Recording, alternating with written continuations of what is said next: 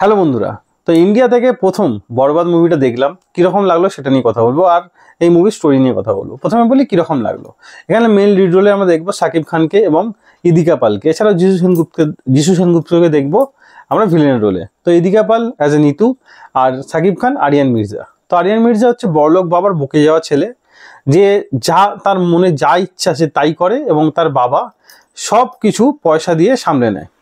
তো এখানে দেখানো হবে শাকিব খান একটা মেয়েকে পছন্দ করবে, নিতুকে। কি করে পছন্দ করবে?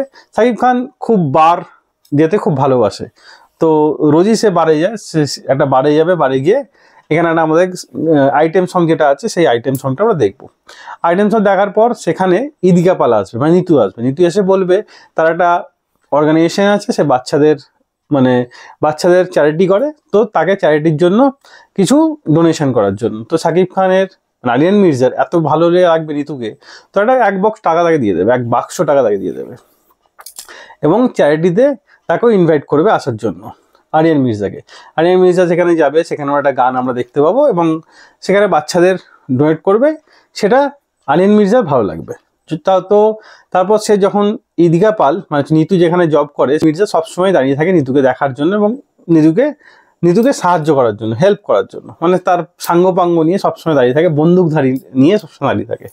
তো সেখানে তার বস কিছু কারণে তখন আরিয়ান মির্জা থাকবে না, তো যখন ইচ্ছা নিতুকে নিয়ে সে আরিয়ান মির্জা চলে যায়। তো তার বস দেখে প্রচণ্ড রেগে যায় এবং যখন আরিয়ান মির্জা থাকবে না তখন নিতুকে খুব অপমান করে, খুব বাজে ভাষায়, অকথ্য ভাষায় অপমান করে সেখান থেকে বার করে দেয়। তো সেটা আরিয়ান মির্জা জানতে পারে এবং তাকে তার বসকে প্রচণ্ড মেরে নিতুর পায়ে ফেলে দেয়, যে একে ক্ষমা চাও, যদি ক্ষমা করে দেয় ঠিক আছে, নাহলে আমি তোমাকে মেরে দেবো।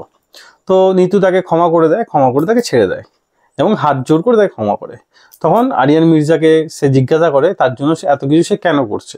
তখন নিতুকে আরিয়ান মির্জা বলে যে সে তাকে পাগলের মতো ভালোবাসে, তার জন্য সব কিছু করতে পারে। তখন নিতু তাকে বলে যে ছেলেটা নেশাখোর, যার মেয়েদের প্রতি যে সম্মান করে না, তো তার কোনো রাস্তার মেয়েও তাকে ভালোবাসবে না, আমি তো অনেক দূরের কথা। তখন সে ঠিক করবে সব নেশাতে ত্যাগ করবে, তো রিহাবে সে চলে যাবে। রিহাবে গিয়ে তার অবস্থা খুব খারাপ হয়ে যাবে। সেখানে নিতু গিয়ে তাকে হেল্প করবে যে নেশা ছাড়ার জন্য এবং তার সঙ্গ সবসময় দেবে এবং তারা ঠিক করে যে বিয়ে করবে।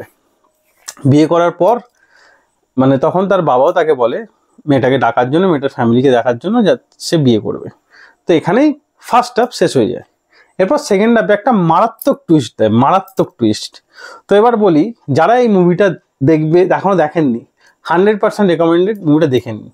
তো প্রথমে মনে হবে একটা সিম্পল লাভ স্টোরি, এরকম লাভ স্টোরি আমরা প্রচুর দেখেছি, কিন্তু না, এখানে যে এমন একটা টুইস্ট দিয়েছে সেটা না মাথা ঘুরিয়ে দেবে, মাথা ঘুরিয়ে দেওয়ার মতো টুইস্ট এখানে সেকেন্ড হাফ থেকে আছে। সেকেন্ড হাফ থেকে পুরো জমে যাবে মুভিটা। তো এখানেই যদি আপনি মুভিটা দেখতে চান, এখানে ভিডিওটা ছেড়ে দিয়ে চলে যান। আমি মুভির সেকেন্ড হাফটাও এখানে বলছি, কিন্তু তার আগে যদি আপনি মুভিটা দেখতে চান এখানেই ভিডিওটা ছেড়ে চলে যান। তো সেকেন্ড হাফ আমি বলি, সেকেন্ড হাফে দেখানো হবে যে ইদিকা পাল মানে হচ্ছে নিতু, তার ফ্যামিলির রিভেঞ্জ নেওয়ার জন্য তাকে ভালোবাসার নাটক করেছিল শাকিব খানের সঙ্গে, মানে আরিয়ান মির্জার সঙ্গে। তো ফাইনালি সে যখন বলবে, তো তার বাবা খুব খারাপ করেছিল তার দিদি এবং তার বাবার সঙ্গে। তো সে তার দিদি মারা গেছিল সুইসাইড করে এবং তার বাবাকেও ফাঁসি দিয়ে দেওয়া হয়েছিল শুধুমাত্র আরিয়ান মির্জার বাবার জন্য। তো ফাইনালি সে তার বাবাকে নিয়ে আসবে যাতে ক্ষমা চাওয়ায় এবং এর জন্য, এই খারাপের জন্য আর যারা এর সঙ্গে জড়িত আছে সবাইকে আরিয়ান মির্জা মেরে দেবে। মেরে দেওয়ার পর তার মধ্যে একজন থাকবে যার ছেলে হচ্ছে যিশু সেনগুপ্ত বাইরে থাকে এবং খুব সে খতরনাক, তার নাম হচ্ছে ফারহান। তো ফারহান বিদেশ থেকে এখানে আসবে তার বাবার মৃত্যুর প্রতিশোধ নিতে। কিন্তু ফাইনালি সে ইদিকা পালকে তুলে আনতে বলবে, যেহেতু ইদিকা পাল আরিয়ান মির্জাকে বলেই দিয়েছে আমি তোমার সে বিট্রে করেছিলাম।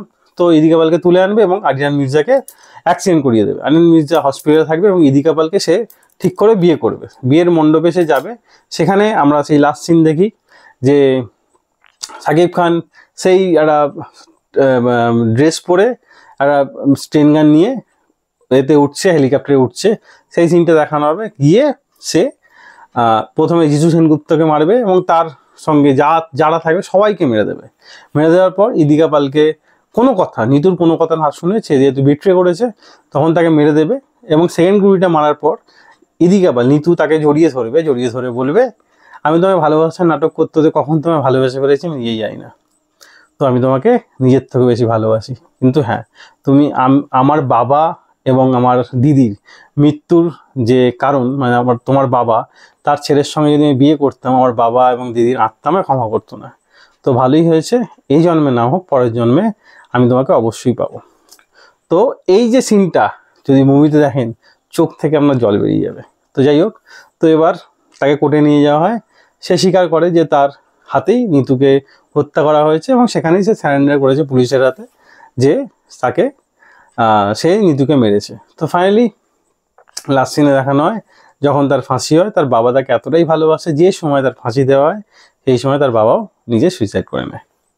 তো এই হচ্ছে মুভি স্টোরি। মুভি স্টোরি খুবই এঙ্গেজিং, খুবই interesting. First half character build up, first হাফটা একটু স্লো, কিন্তু সেকেন্ড হাফ একদম জমিয়ে দিয়েছে। আর যিশু সেনগুপ্তর একটা এক্সটেন্ডেড ক্যামিও দেখানো হয়, খুব বেশি রোল যিশু সেনগুপ্ত দেওয়া হয় না, যতটা দেওয়া হয়েছে একদম ক্রুয়েল রুল যতটা দেওয়া হয়েছে পুরো ফাটিয়ে অভিনয় করেছে। তো অসাধারণ অভিনয় করেছে শাকিব খান, স্যালুট শাকিব খানের জন্য। অসাধারণভাবে আমাদের সামনে প্রেজেন্ট করেছে বরবাদ মুভিটা। আমি এই মুভিকে দিলাম 4/5 স্টার। যদি মুভিটা হলে আসে অবশ্যই মুভিটা আবার গিয়ে দেখবো হলে। তো আজকে ভিডিও এতটাই। ভিডিও ভালো একটা লাইক অবশ্যই দেবেন, এরকম আরও ভিডিও পেতে চ্যানেলে সাবস্ক্রাইব করে পাশে থাকা বেল আইকনটি অবশ্যই বাজিয়ে দেবেন। দেখা হচ্ছে পরের ভিডিওতে। তখন ভালো থাকুন, সুস্থ থাকুন। ভিডিও দেখার জন্য ধন্যবাদ। বাই।